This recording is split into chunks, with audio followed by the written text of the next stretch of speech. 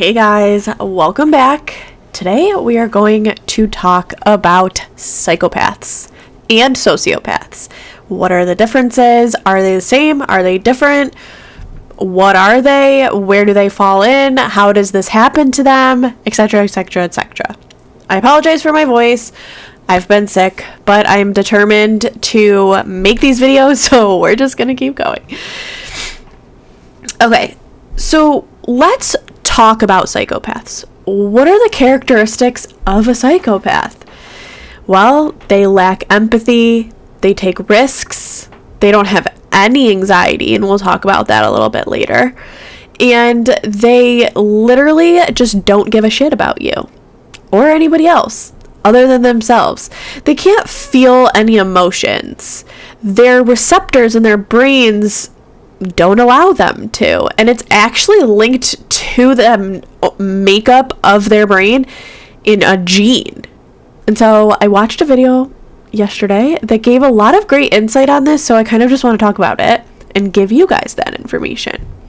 So there is no diagnosis of a sociopath or a psychopath.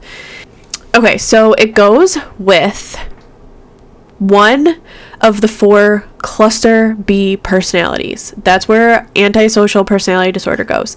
So it's antisocial personality disorder, narcissistic personality disorder, borderline personality disorder, and histrionic personality disorder. Those are the 4 that are in this kind of cluster. APD, so antisocial personality disorder, is the worst one to have. While they do share, so a lot of these share characteristics together, they're definitely not the same. So what is psychopathy, right? It combines the environmental factors, right? So that's going to be your growing up environment, any trauma you faced as a child, what you were taught, kind of your environment, where you grew up as a child. So this primarily has to do with the childhood years and growing while your brain is developing. There's a reason why they say that your brain isn't fully developed until you're like 25 years old, because it's literally not. We're still learning kind of that right from wrong, morals and ethics situation as we grow and up until we're 25. So when they say that like kids make mistakes because they don't know any better and this and that, they actually don't. Their brain actually is not fully developed and they don't understand these differences, right? So you might actually see that some kids are very kind of have this way about them where they're infuriating and they do bad things all of the time and they just don't think about anybody else, and and that's because they haven't developed that part of their brain yet. But by the time they're 25, it should be developed. And so the other part of this though for psychopaths, and we're talking about kind of how psychopaths and sociopaths are different. The other part of this is that the psychopath, it's not only their environmental factors, it's also a chemical factor, the way that their brain responds and is made up. So there is this thing called serotonin. You might have heard of it. And serotonin is responsible for kind of those feelings, for emotions. So when you have an underactive amount of serotonin or an overactive amount of serotonin, you're going to feel different ways. Now you might say, hey, like, isn't that like the happy kind of situation, like the happy serotonin? Yes, it is, because it's responsible for your emotions and kind of leveling out how you're feeling and giving you more serotonin when you're happy, and there'll be less when you're sad. But also too much of it either way can greatly affect somebody. When your body doesn't break it down and bring it to the places that it needs to be or store it the correct way, or your brain really, right? Because there's receptors and they kind of look like this, the receptors. They don't touch each other. And the serotonin is released out of the receptor, and then it's kind of one receptor and then it's kind of stored here and then to the other kind of neuron receptor, and it's like saying, okay, we have to give this to the rest of the body, and it's supposed to make a really good amount. Some of that gets reabsorbed back into the receptor that gave it out, and then the rest of it is supposed to travel through your whole body. And sometimes people have an overactive, too much serotonin, and an underactive, like not enough serotonin, and that's responsible for feelings. So people that are feeling anxiety, depressed, all of these different kind of sadness and really just worthlessness type of feelings, they take SSRIs because those are serotonin inhibitors, and too much serotonin can make you too emotional. It can make you feel too much. So your brain, those medications are telling your brain not to make so much serotonin and to kind of give you that even balance. Now, if you don't have enough serotonin, you're gonna not really feel anything. This is why some people will say, like, I feel like a zombie, I feel like a monster when I take, you know, these depression medications, because I feel like I don't care about anything. And that's kind of, you know, what happens if you don't truly need that medication, or it's just not the right one for you. It can make you feel that way. So serotonin is produced in the brainstem, the synapse, and it leaves I'm gonna butcher these words, but I just want to give you the medical terms. The presynaptic neuron first, and then it binds to the postsynaptic neuron, and this will either initiate, inhibit, or alter something, right? So now that it's released, some's been a bit reabsorbed, and it has to go, it has to leave, and it has to be distributed through the body. It travels through an enzyme called monoamine oxidase A. MAOA. Okay. For all intents and purposes, we're going to say MAOA. I hope to have somebody that knows what the F they're talking about with the brain on the podcast, on the channel at some point, to give us a little bit, you know, better than me. I'm just trying to give you guys what I learned. These enzymes actually go to a gene, right? They're related to a gene. And so the gene that is responsible for, or what they think is responsible for, psychopathy is called MAOA-L. And this is what tells them that this is somebody who severely lacks serotonin. If you have this type of gene. Now, this gene is only found on the X chromosome. Okay? So I just want to reiterate and like kind of go back, right? So serotonin is responsible for all of kind of emotional needs, right? All of our emotions. When it's released, it binds to an enzyme, goes through your body. Now, if the enzyme that it's binding to, which is MAOA, it's directly related to a gene that we have in our bodies. MAOA-L is the one that the psychopaths will have. There's another one that, like, people that are not psychopaths I missed that part of the video, I think. So it is what it is.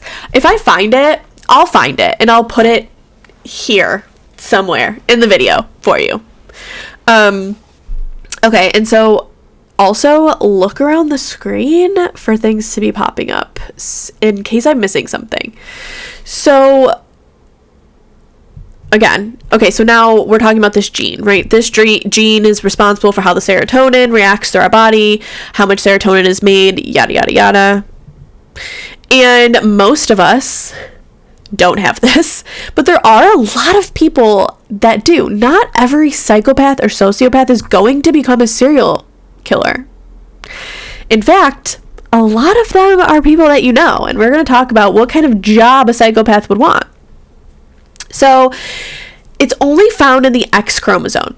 So what does that mean, right? We know that females have an XX and males have an XY. Now, like, why are most serial killers males? Right? Like, let's go through that. Why are most serial killers males? Well, this is why. They only have one X. So if this gene, this MAOAL, lives in an X chromosome, and they only have one, there's nothing to cancel it out. They're just a psychopath. And so, and women can absolutely have this gene, but they would have to have it for it to be prominent on both of their X chromosomes. A lot of women will have this on one of their X's, but then they won't on the other X chromosome. And so that cancels each other out. Now, that doesn't mean that there can't be women that have those XX and both have this MAOAL on their chromosomes, on both of them, and be psychopaths. But it's just less likely, right? So we'll see more women that are sociopaths, and I'll tell you the difference why. Okay, so this gene is not just like, they don't look at it and say like, hey, you have this gene, you're a psychopath. Like, that's just kind of a predictor, right? Because then we can think like, okay, so all we have to do is take out that gene. We can do like gene splicing or, CRISPR, and take that out of these people and they'll be fine and they won't be a psychopath anymore. While we wish it was that easy, right?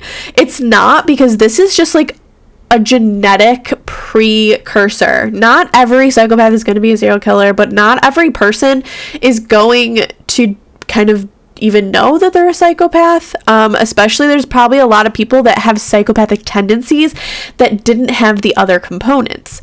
Now, you can take away that gene, but there are other factors.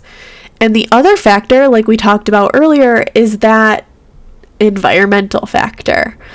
That environmental factor is huge. And there's also one more factor, which is the physical makeup of the brain, of their brain. It's physically different. So all of these three things together are the perfect storm. And even if you're missing one, it can still come. So it's a very complicated situation, just like people are complicated. Emotions are complicated. Actions are complicated. So if we, it's hard to get a lot of scans of these psychopaths. Only because most people are not coming forward like, hey, I'm a psychopath, I want to be studied, right? They don't think there's anything wrong with them, so they're not going to seek help. If you don't think anything's wrong with you, you're not going to seek help for it, right? So, but a PET scan. So this has mostly been done by people who are in jail, actual psychopaths who've been caught, serial killers who've been caught, and they kind of voluntarily do these scans so people can study them.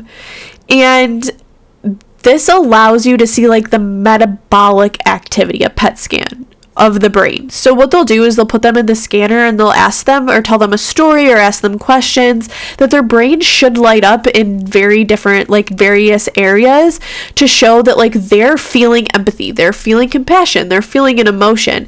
And what they see in people like this as brains is that it's severely inactive or underactive while they're in the PET scanner, hearing something that would make most of us cry and be very upset and have our brain would be lighting up. Theirs is very, very inactive in many of the places, specifically in like the dorsal lateral, like prefrontal cortex area. That's the area that's like last to mature that we talked about. That's really like morals, ethics, blah, blah, blah. In the anterior cingulate cortex, ventromedial prefrontal cortex, and that is also responsible for that like moral, ethical situation as well. It's very, very underactive, and I probably like put together some of those words, guys. I'm not a doctor or like a scientist, so bear with me. I'm just trying to give you what I found yesterday. So their brain is literally processing information differently. It's physically processing the information differently. And so that dorsolateral prefrontal cortex that I talked about, that's the last part to mature. It's the risk assessment center. This is like where you're going to get like, hey, is that a good thing to do? Is that a smart thing to do? Is that going to get me in trouble? Is that going to hurt me? XYZ, what we've learned. It's the lens that we view the world through and where our rational or irrational decisions come from. This is where, when we like make mistakes, we have role models, the people around us. That is what is forming there, and it's the last to be done forming. So let's talk about now kind of a sociopath. Right? Because you're like, great, Gianna, you told us about psychopaths, but like, what's the difference between them and a sociopath? So now a sociopath has a normal nervous system, normal functioning brain as far as starting out, and their stuff all comes from their environment. So sociopaths are made, psychopaths are born. Does that make sense? So childhood trauma is more devastating than any other form of trauma. It literally changes your brain structure. It changes the way that your brain works. So if you're a child who goes through this, it can literally change their chemical makeup and the way that their neurons fire.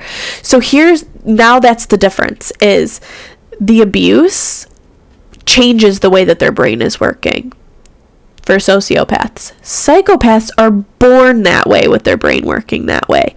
They're coupled with the environmental factors makes it worse. Now, sociopaths, I could argue, are a little bit maybe worse, because like, depending on the level of abuse, their brain can be, it can be really messed up. And this is done in childhood. So this is going to be like sexual abuse, witnessing a really, really, really horrible thing, kind of like seeing like your parents murdered in front of you, or being beaten, sexually abused, etc., etc. That's what's going to change the chemical makeup. And now when these horrible, horrible things happen over and over and over, that's why they say abuse changes you. It literally changes your brain. And so then you have to think about that like dorsolateral prefrontal cortex that is learning these things. That is learning that they are not worth it, that they're worthless, that they're, etc., etc. So sociopaths are made, psychopaths are born. Okay, so now let's talk about the similarities of them, right? Because they are similar in many, many ways. We talked about this earlier. They don't have any empathy. They have no empathy, no sympathy, no feeling. They don't have it. They don't have any anxiety. And this is why they will take lots of risks. They'll take risks. They don't think about consequences. They don't have any anxiety. Could you imagine what it would be like to have no anxiety in life? Not me, but they don't. They literally don't even think about it until it's about to happen. Like, no anxiety. And they also, they don't have anxiety, but they get adrenaline. So let's put it this way, like jumping off a building, like parachuting off of a building. Most of us wouldn't do it. A psychopath or a sociopath would, because again, no anxiety, no risk assessment, like let's do it. And then they get an adrenaline hit from it. And so it's like they feel really good doing it. So they'll do it over and over again. And so another thing that they have in common is power over other people. They love it. They love power over other people. So for a psychopath, this will look like being a CEO, being a doctor, being somebody in a position of power over others. For a sociopath, this might more look like power over the people around you, like in your life. Kids, relationships, like just having the control over everything, whatever they want. There is another huge difference between the two, though, and this one I found super interesting. So psychopaths are more calculating. They plan out everything. They think about their horrible actions. They literally think and analyze their world in a way of like, okay, they did not like when I say they, I mean like non-psychopathic or sociopathic people. They didn't like what I did there. That's not acceptable. I'm gonna mask that. I want to, they learn how to be charming, and they're very intelligent, very cunning. They have this thought process. It's very calculated. It's a very calculated person. This is a person that will be able to fly under the radar easily because they're calculating and they're thinking about it. So sociopaths are super reactionary. They just do things just to do them. Like they'll literally like hit somebody in the face and start a fight, and people be like, what happened? Why did you do that? And they'll just be like, I don't know, I just want to see what would happen. No regard for themselves or others or the person that they like, just they wanted to see what happened. They couldn't have cared less what happened to the people. So, but a psychopath wouldn't do that because they know it's not like socially acceptable. And so this is why I think you'll see that a lot of these serial killers that kill for a really long time, they get away with it for as long as they do because they're so calculating. Whereas a sociopath would be somebody who just like does it out of a reaction, and they don't care that they killed the person. They probably did just want to see what would happen, like what would happen if I stabbed this person, but a psychopath wants to keep, like, knows it's socially unacceptable, wants to keep doing it, so they're gonna be very calculated about it. And so this was basically the difference between and I thought that was so interesting. I was like, okay, so like we make sociopaths and psychopaths are born, like, and they have that predisposition. So yeah, I just found these so interesting. And so yeah, while there are probably a lot of psychopaths in the world, these are going to be the people that kind of are very, very successful. And that's because they don't give a shit. Sociopaths are going to be the ones that are, terrorizing people, basically. So will psychopaths if they become serial killers, but not all of them will become serial killers, and not all sociopaths will kill people. But the only way to really make any of this better, because there is no treatment, there is even no like psychology, like psychologist standpoint treatment to this. Really the only surefire way to stop this, or to make sure that these people don't grow up to be this way, and for the sake of our lives and theirs, is to be better parents. Be better role models. Don't traumatize kids. It really shows that if you look at how many serial killers existed between the 70s and the early 2000s, and now it's drastically less. And it, I think, really goes to show you that parenting is very different than it was like in the 50s, 60s, even 70s till now. We know more about psychology and the way that kids are affected and the way that we were affected, X, Y, and Z, so on and so forth. I think that's the difference. Now, there are still really bad parents, really bad people that have children. And some of those kids have grown up to be horrible, terrible, terrible people in general, right? Whether they're serial killers or not. There are horrible people in the world, and there are people that don't give a shit about anybody else but themselves. It's very rare to be an actual psychopath or an actual sociopath, but I'm just glad we're seeing less of it, and I really hope that, we can do our part as parents to make sure that our kids are not one of those people that grow up to be a psychopath or a sociopath. I know I'm going to do my part, and you should do your part, because I really don't want your kid to come and kill me one day. With all of that said, please ask any questions. I know that coming from me, this is not the most scientific, amazing thing. I just really love psychopaths and sociopaths. I love talking about them, and I just thought the video that I watched really highlighted that. I'll probably link it down below so that you guys can actually watch somebody who knows what the F they're talking about medically and scientifically tell you about these things. But yeah, so give me, like, follow, subscribe, all of the things, please.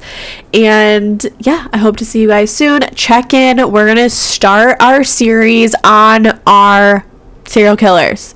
Finally. And I'm going to try and get a video posted every few days. I got a lot of kids. I only have 2 kids, but they're crazy. So I'm going to try and do it as much as I can. Excuse me. I hope that you have a great rest of your day, whatever time of the day you are watching this. See you later, guys.